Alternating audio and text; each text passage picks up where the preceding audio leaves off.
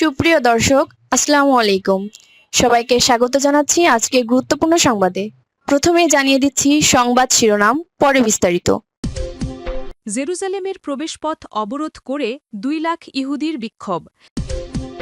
এদিকে ইসরায়েলি বাহিনীকে প্রতিহতের নির্দেশ লেবানিজ প্রেসিডেন্টের। সর্বশেষ থাকছে গাজা ইস্যুতে জার্মানির নীরবতাকে দুষলেন এরদোয়ান।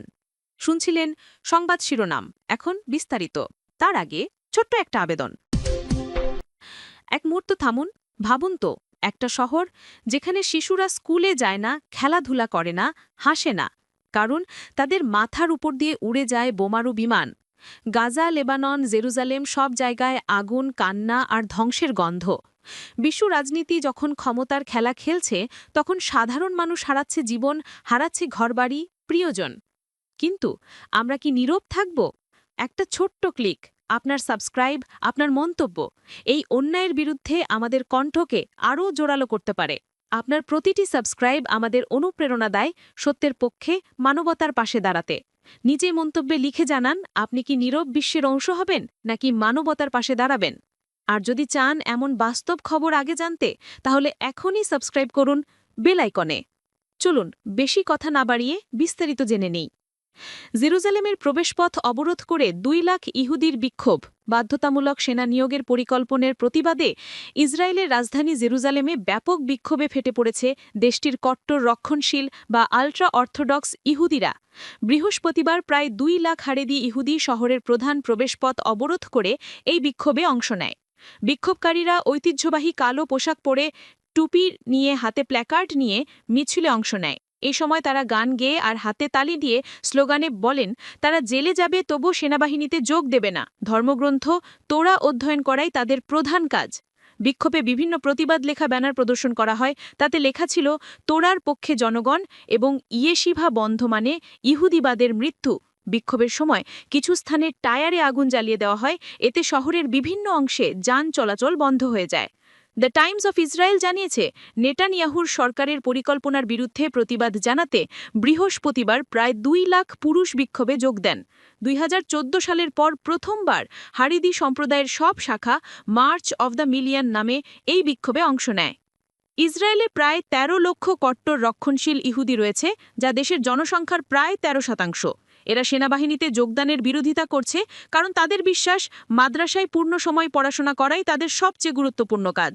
১৯৪৮ সালে ইসরায়েল প্রতিষ্ঠার সময় সিদ্ধান্ত হয়েছিল যে যারা পূর্ণ সময় ধর্মীয় পাঠে নিয়োজিত থাকবে তারা সেনাবাহিনীতে যোগদান মেকে অব্যাহতি পাবে। তবে গত বছর ২০২৪ সালে অন্য সব নাগরিকের মতো কট্টর রক্ষণশীল যুবকদেরও সেনাবাহিনীতে অংশ নিতে হবে বলে রায় দেয় ইসরায়েলের সুপ্রিম কোর্ট। কিন্তু এই রায় প্রধানমন্ত্রী নেতানিয়াহুর জোট সরকারের জন্য বড় সংকট তৈরি করে। এই আইন বাস্তবায়নের প্রতিবাদে গত জুলাই মাসে কট্টর রক্ষণশীল দল ইউনাইটেড তোরা জুডাইজম জোট ছাড়ার ঘোষণা দেয়। বিশ্লেষকদের মতে এই সংকট ইসরায়েলের ২০২৬ সালের নির্বাচনের আগে নেতানিয়াহুর রাজনৈতিক অবস্থানকে আরও দুর্বল করে তুলতে পারে। এদিকে ইসরায়েলি বাহিনীকে প্রতিহতের নির্দেশ লেবানিজ প্রেসিডেন্টের। দক্ষিণ লেবাননে অভিযান চালিয়ে বুধবার ২৯ অক্টোবর গভীর রাতে এক পৌর কর্মচারীকে হত্যা করেছে ইসরায়েলি সেনারা। এই ঘটনার পর সেনাবাহিনীকে যে কোনো ইসরায়েলি আগ্রাসন প্রতিহতে কড়া নির্দেশ দিয়েছেন লেবানিজ প্রেসিডেন্ট জোসেফ আউন। খবর মেহের নিউজের। লেবাননের রাষ্ট্রীয় সংবাদ সংস্থা এনএনএ জানিয়েছে, ড্রোন ও সাজোয়াজান সহ ইসরায়েলি বাহিনী লিবান প্রবেশ করে পৌরসভা ভবনে অভিযান চালায়। সেখানে ঘুমন্ত ইব্রাহিম সালামেহকে হত্যা করা হয়। ইসরায়েলি সেনাবাহিনী জানিয়েছে তারা হিজবুল্লাহের কাঠামো ধ্বংসের লক্ষ্যে অভিযান চালিয়েছে, তবে ওই ভবনটি হিজবুল্লাহে ব্যবহার করছিল এর সপক্ষে কোনো প্রমাণ দেয়নি ইসরায়েলি সেনারা। সেনাবাহিনীর দাবি, ভবনের ভেতরে এক সন্দেহভাজনের মুখোমুখি হলে তাৎক্ষণিক হুমকি নিযুক্ত করে গুলি চালানো হয়, তবে সালামেহ লক্ষ্য ছিলেন কিনা তা স্পষ্ট নয়। ইসরায়েলের অভিযান নিয়ে লেবাননে তীব্র প্রতিক্রিয়া সৃষ্টি হয়েছে। গত বছর নভেম্বরে লেবাননের সশস্ত্র গোষ্ঠী হিজবুল্লাহ ও ইসরায়েলের যুদ্ধবিরতি চুক্তি হয়েছিল, কিন্তু প্রায়ই ইসরায়েলি সেনারা যুদ্ধবিরতি লঙ্ঘন করে লেবাননে হামলা করে। গতরাতের ঘটনার পর লেবাননের প্রেসিডেন্ট জোসেফ আউন সেনাবাহিনীর কমান্ডারকে দক্ষিণ সীমান্তে যে কোনো ইসরায়েলি অনুপ্রবেশ প্রতিহতের নির্দেশ দিয়েছেন। দেশটির প্রধানমন্ত্রী নওয়াফ সালাম ইসরায়েলের হামলায় তীব্র নিন্দা জানিয়েছেন। তিনি বলেন, ইসরায়েলের হামলা লেবাননের সার্বভৌমিকতা ও সরকারি প্রতিষ্ঠানের উপর নগ্ন লঙ্ঘন। ইসরায়েলের হামলার প্রতিবাদে বৃহস্পতিবার সকালে ব্লিদা ও আশপাশের শহরগুলিতে বিক্ষোভ অনুষ্ঠিত হয়েছে। বিক্ষোভকারীরা টায়ার জ্বালিয়ে রাস্তা অবরোধ করে ইসরায়েলি আগ্রাসন ও রাষ্ট্রের নাগরিক সুরক্ষায় ব্যর্থতার প্রতিবাদ জানিয়েছেন।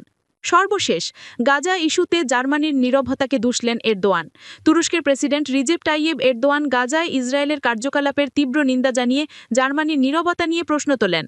বৃহস্পতিবার আঙ্কারায় জার্মান চ্যান্সেলর ফ্রেডরিক মের্জের সঙ্গে যৌথ সংবাদ সম্মেলনে তিনি মানবিক সংকট নিরসনে জার্মানিকে সক্রিয় ভূমিকা নেওয়ার আহ্বান জানান।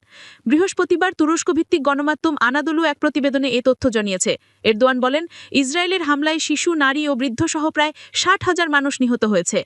ফিলিস্তিনি দল হামাসের কাছে বোমা বা পারমাণবিক অস্ত্র নেই, কিন্তু ইসরায়েলের আছে এবং তারা ব্যবহার করেছে। জার্মানি, তুমি কি এটা দেখতে পাচ্ছ না? তিনি জোর দিয়ে বলেন, গাজায় অগ্রগতি রোধ করা, মানবিক সহায়তা নিশ্চিত করা এবং স্থায়ী শান্তির জন্য দ্বিরাষ্ট্র সমাধান প্রয়োজন। আমরা যেমন রাশিয়া ইউক্রেন যুদ্ধের অবসান চাই, তেমনি গাজার উপর ইসরায়েলের যুদ্ধের অবসানও সমর্থন করি। তুরস্ক ও জার্মানি দুটো গুরুত্বপূর্ণ দেশ, যা মিলিতভাবে এটি অর্জন করতে পারে। এরদোয়ান আরও জানান, তুরস্কের রেড ক্রিসেন্ট গাজায় খাদ্য সহায়তা পৌঁছে দেওয়ার চেষ্টা করছে, তবে এখনও পর্যাপ্ত নয়। পরের 2023 সালের অক্টোবর থেকে গাজায় হামলায় 68,500 মানুষ নিহত হয়েছে, তাদের মধ্যে প্রায় সবই নারী ও শিশু। এরদোয়ান জোর দিয়ে বলেন, তুরস্ক ফিলিস্তিনি দল হামাসের সঙ্গে ধারাবাহিকভাবে প্রয়োজনীয় পদক্ষেপ গ্রহণ করছে এবং সমস্যার প্রতিরোধে একইভাবে কাজ করছে।